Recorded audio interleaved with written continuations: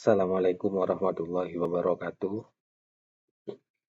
Pada kesempatan kali ini, saya akan memberikan tutorial terkait dengan PBS atau Profil Belajar Siswa, yang mana pada akhir-akhir ini menjadi perbincangan di kalangan para guru, baik itu guru mata pelajaran, guru kelas, kepala sekolah, dan juga guru BK.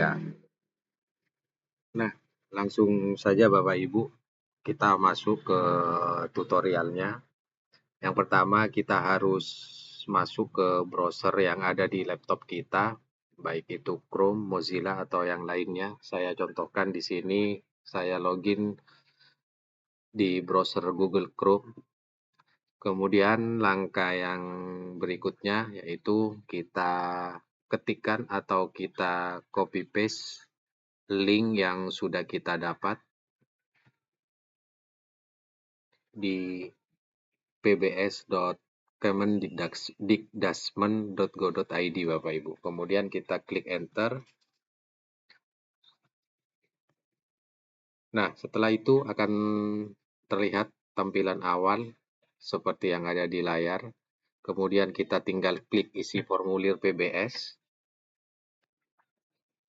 Kemudian kita akan diminta diarahkan masuk dengan Google. Kita klik aja yang di sini. Nah, kemudian di sini akan tampil Bapak Ibu. Kita login menggunakan akun dari yang kita pakai pada saat ini. Kemudian kita diminta untuk memilih berada di naungan kementerian apa kita saat ini. Karena kita berada di SD negeri, berarti kita memilih yang Kementerian Kemendikdasmen. Kita klik, kemudian akan tampil seperti yang tampak di layar.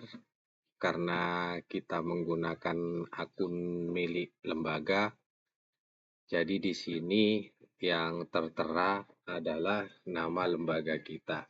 Apabila di sini kita menggunakan akun kita atau menggunakan akun belajar ID kita, maka yang tampil itu akan berubah menjadi nama kita. Baik, di tampilan beranda ini ada 4 menu, yaitu formulir PBS atau pengisian formulir, kemudian profil, histori pengisian, dan scan QR. Di sini kita diminta untuk mengisi formulir Bapak Ibu. Jadi kita tinggal klik aja yang berwarna hijau ini yang ada tulisan isi formulirnya. Kita coba. Nah, di sini Bapak Ibu akan tampil sebuah isian formulir profil belajar siswa atau PBS pendidikan inklusi. Di sini tampilan yang pertama yaitu atau sesi yang pertama, kita diminta mengisikan informasi atau identitas pribadi kita sebagai guru, baik itu guru mapel, guru kelas, guru BK, atau kepala sekolah Bapak Ibu. Di sini juga ada keterangannya, semua kolom wajib dan harus diisi. Jawab tidak bila siswa atau siswi tidak mengalami kesulitan fungsional. Jawab iya bila siswa atau siswi mengalami kesulitan fungsional. Dan pertanyaan lebih lanjut akan muncul bila Anda menjawab iya. Nah, di sesi pertama ini Bapak Ibu, ada 8 pertanyaan yang harus kita isi terlebih dahulu. Karena nanti ini akan ada sekitar 12 sesi. Jadi di sini sesi pertama per 12. Jadi di sesi pertama untuk nama lengkap itu diisi nama lengkap kita sebagai wali kelas.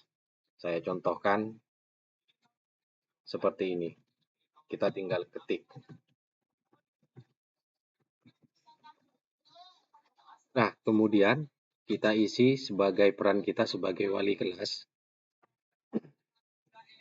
Kemudian kementerian kita pilih pendidikan dasar dan menengah. Lalu di sini kita diminta memasukkan nomor induk kependudukan kita sebagai wali kelas. Kita tinggal ketik saja.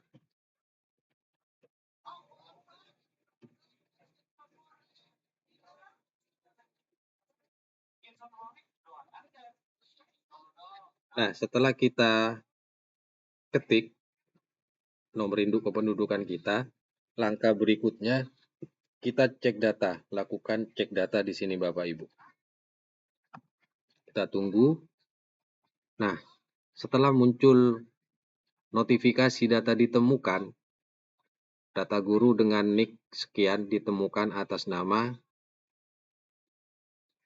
kemudian baru kita klik OK Bapak Ibu. Nah, setelah diklik OK, maka jika data ini sesuai, maka akan muncul nama lembaga kita di mana kita mengajar, terus NPSN lembaga kita, provinsi, dan kabupaten kita. Kemudian, yang berikutnya, kita diminta untuk memasukkan NISN siswa. Jadi kita harus memiliki data kelas yang isinya di situ nanti ada NISN-nya. Saya contohkan seperti ini. Kita kopikan atau kita pastekan saja Bapak Ibu di NISN siswa ini. Kemudian di sini masih muncul belum divalidasi atau silang merah. Jadi langkah yang harus kita lakukan seperti pengecekan NIK tadi, kita harus cek data terlebih dahulu. Kita tunggu prosesnya. Nah, setelah keluar notifikasi data ditemukan, data siswa dengan NISN sekian atas nama ACH Abwan Sakin, maka nama siswa ini akan diisi secara otomatis dengan data yang ditemukan Bapak Ibu. Jadi kita tinggal klik OK saja. Nah, jika sudah divalidasi, akan keluar centang hijau seperti ini. Kalau yang tadinya masih silang merah, ini akan keluar centang hijau jika datanya sudah benar dan nama sekolahnya sudah sesuai. Kemudian nama lengkapnya juga sudah sesuai dengan apa yang ada di Dapodik. Tingkat kelas siswa atau siswi itu menunjukkan tingkat kelas di mana siswa tersebut sekarang berada.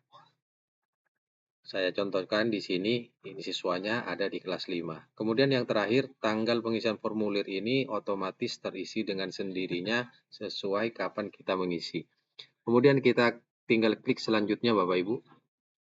Nah, di sini,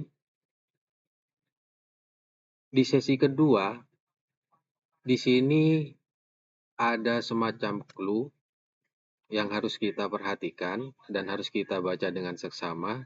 Di sini kesulitan fungsional 1. Ini terkait dengan penglihatan siswa. Kesulitan fungsional penglihatan adalah kesulitan mata untuk melihat sesuatu dengan jelas seperti wajah orang, objek tulisan, atau gambar di papan tulis, atau buku baik ketika menggunakan kacamata atau lensa kotak atau tidak. Nah, perintah-perintah ini harus kita perhatikan sebelum kita menjawab pertanyaan tersebut Bapak Ibu. Kemudian kita tinggal isi saja pertanyaannya, iya atau tidak, sesuai dengan apa yang sudah tertera di atas Bapak Ibu. Langsung saja.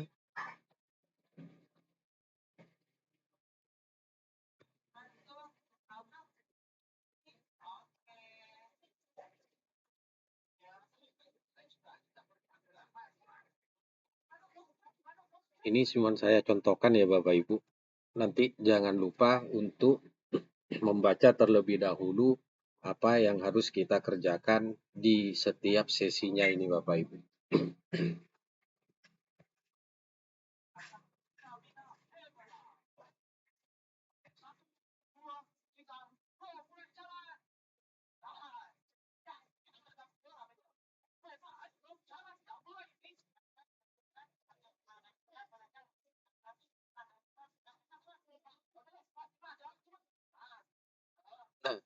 telah sampai di sesi ke-11 Bapak Ibu.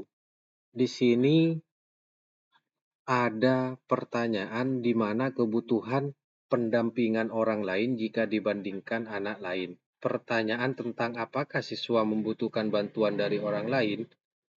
Jadi ini harus kita benar-benar perhatikan Bapak Ibu. Kita harus baca dengan seksama dari setiap pertanyaan yang muncul. Ini cuman hanya saya mencontohkan saja, nanti yang lebih tahu tentang keadaan dan kebutuhan siswa di masing-masing kelas Bapak Ibu itu hanya Bapak dan Ibu sendiri. Ini hanya sekedar contoh tentang cara-caranya saja, nanti lebih lanjutnya Bapak Ibu yang akan mengetahuinya. Apakah jawabannya itu sesuai dengan apa dengan yang ada pada kondisi siswa tersebut atau tidak.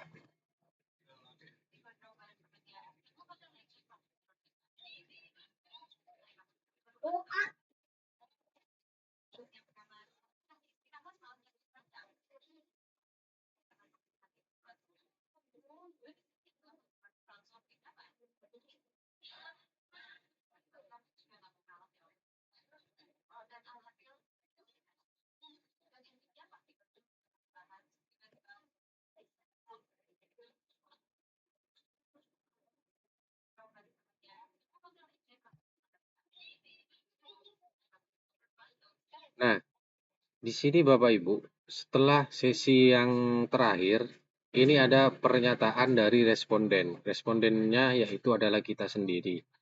Pertanyaannya, saya adalah guru wali kelas 1 dari siswa yang bersangkutan. Benar apa tidak? Jadi kita tinggal melakukan centang saja. Saya sudah melakukan observasi terhadap siswa yang bersangkutan dengan seksama untuk menjawab pertanyaan-pertanyaan yang ada di dalam formulir ini. Kita centang juga. Kemudian yang terakhir kita centang, kemudian klik simpan Bapak Ibu. Nah, di sini ada notifikasi menyimpan data, maka jika data ini dirasa sudah benar, maka silakan klik iya simpan yang berwarna biru. Kalau semisal dirasa belum cocok atau kurang pas dengan jawaban yang sudah kita isi, kita bisa klik batal yang berwarna merah. Kita klik simpan karena saya merasa jawaban ini sudah benar. Kita tunggu Bapak Ibu. Nah, setelah selesai pengisian maka akan muncul hasil pengisian dari yang sudah kita lakukan. Di sini ada informasi siswa, ada barcode-nya juga, ada hasil pengisian, ada kebutuhan alat bantu, dan kebutuhan penyesuaian. Nah, dari sini kalau sudah muncul seperti ini, berarti pengisian kita di formulir PBS itu sudah selesai untuk satu orang siswa. Jadi nanti kita tinggal menambahkannya lagi untuk selanjutnya ke siswa yang selanjutnya yang masih belum mengisi. Demikian, ini tutorial singkat yang bisa saya bagikan kepada Bapak Ibu dan semoga ini bisa bermanfaat dan bisa mengisi waktu luang Bapak Ibu, baik itu di jam istirahat maupun di sela-sela menunggu jam check out atau pulang Bapak Ibu. Demikian tutorial singkat yang bisa saya berikan. Kurang lebihnya saya mohon maaf. Saya akhiri. Wassalamualaikum warahmatullahi wabarakatuh.